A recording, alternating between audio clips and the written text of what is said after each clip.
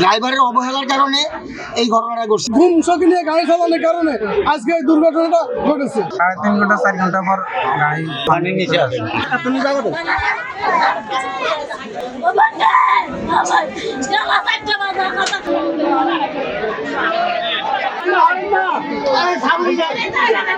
আমরা এখানে 7টা পরিবার 4জন নিহত। আমরা চাই যে কোনো ড্রাইভার ঘুম দিয়ে গাড়ি না চালায়, ঘুম অবস্থায় গাড়ি চালায়। এই দুর্ঘটনা এলাকা সবার সুখের কান্দা।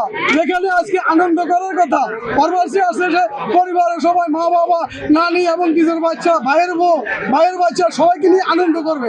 সেখানে এখন সবাই এলাকাবাসী সবাই মিলে কান্দিতেছে।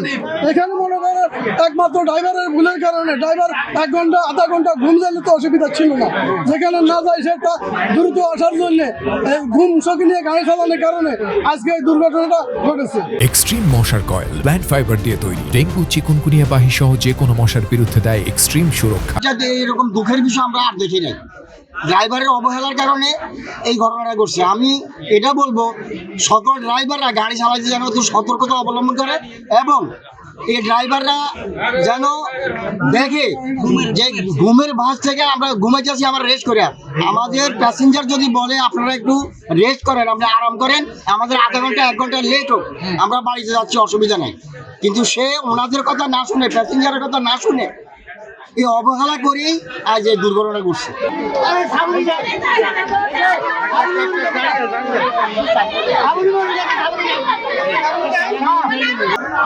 এর মালিকের ফোন দিয়েছে, মালিক